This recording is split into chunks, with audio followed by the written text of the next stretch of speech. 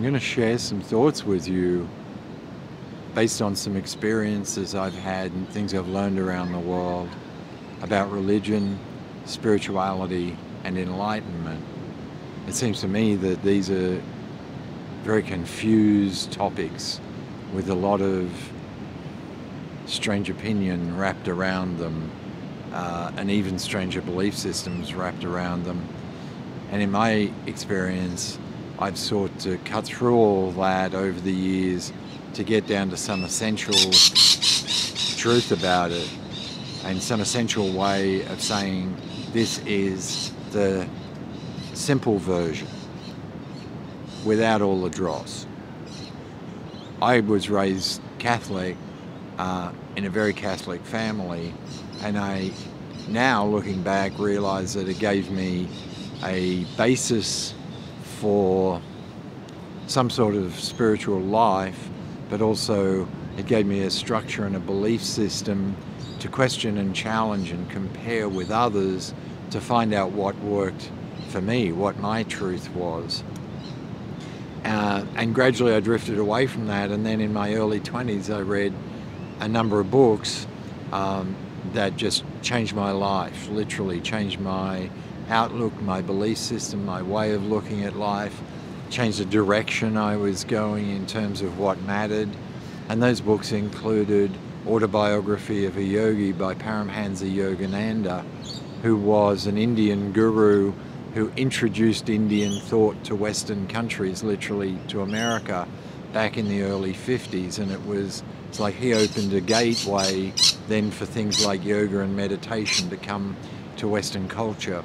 So he had a radical effect on our Western culture.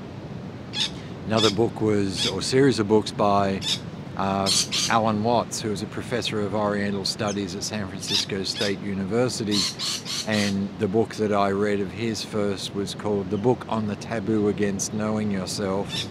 And those two then got me interested in Zen Buddhist practices of meditation, and then I went to Bali, the island of Bali, or Bali, in 1973, which began a whole new level of exploration into Asia and Asian culture and Asian beliefs and philosophies and approaches that's continued to this day. I've been to Bali over 12 times. I lived in Taiwan. I've been to India twice, Thailand 5 times, blah, blah, blah. And very much incorporated everything I could glean from those cultures that gave balance to what I'd been brought up in, which is a Western culture. It's a dominant culture, it's a control culture, whereas Asia is very much a soft surrender culture, it's a flow culture. That's the very short version. So what I got to see was religions have their place, even though on some level they are the opiate of the masses, because where religions I think are dangerous is first that it seems like nearly every religion in the world believes that it's the right one and everyone else is wrong, which is patently stupid. And especially at the time, if you look at Christianity, where on the one hand Christianity says we're the right one and Jesus is the only savior, but at the same time Jesus said love all men as your brothers. So the very religion contradicts the teacher it supposedly follows, which is at best hypocrisy and at worst pure frigging insanity. The second thing is that religions claim to be a spiritual path, and that can be true, and I've met people who are deeply religious, and I would consider their religion to be a roadmap for their spiritual path. But I think it's wrong, or it's a mistake, to confuse them and make the assumption that religion is spirituality.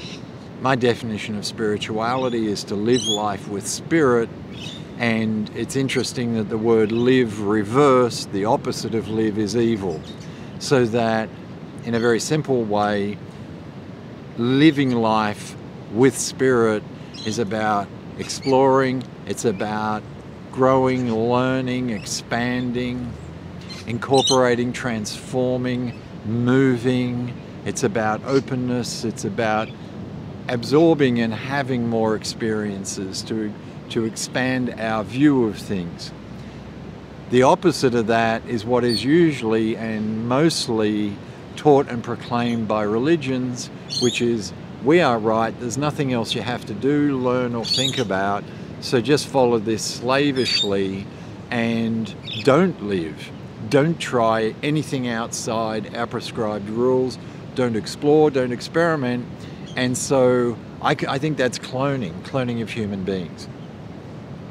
So I invite always people, including religious people, whatever your belief system, to incorporate the idea of living life with spirit, of growth, of expansion, of exploration, and specifically and particularly having new experiences, so that it's not same old boredom all the time. The final piece, enlightenment, so much said and written about it, and I get down to it's about turning on the lights. Enlightenment is to turn light where there's darkness, and that darkness is within ourselves. Again, in our culture, we grow up being taught generally by the culture that looking inwards is a bad thing, that whatever's inside us is to be feared, is to be scared, is to be blocked and repressed, that our pains are dangerous, that we should take painkillers, our fears are dangerous, so don't do anything scary, don't do anything that generates uncertainty. Be certain, be clear, be normal, fit in, and do the same predictable things all the time, but definitely don't go inside. And then if we have some internal issues or problems or breakdowns, the first response of the culture is medicate it, suppress it, block it, or remove it. I say who we are is wonderful, is glorious, and those pains and fear places are because we're disconnected from our magic, our gloriousness as human beings, the wonder that we are, the magic that we are, and that the more we look at our inner darkness, the more we shine light on who we are, the more we can come to terms with and learn to love and accept ourselves, including the parts of ourselves that we've feared and judged. And what we get to learn is that those fears and judgments are in us because someone told us to fear and judge that.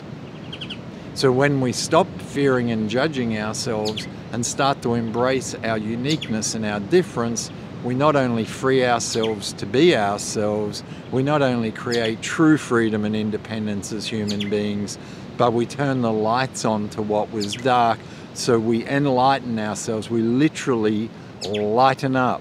We lighten up to enjoy life more fully, to laugh, to play, to see the wonder and the magic. And I'm not saying that from some cosmic bullshit place. I get that there's dark stuff in the world. I've seen lots of it. There are some horrible things going on in the world. So I'm not saying be in that kind of woo-woo, oh, I'm enlightened, denial of all the crap. I'm saying part of being enlightened is to incorporate your own crap, is to see how you contribute to that, is to take responsibility for that and see what you can do about it inside. And ultimately, enlightenment is about learning to love and value ourselves and each other. The rest will come.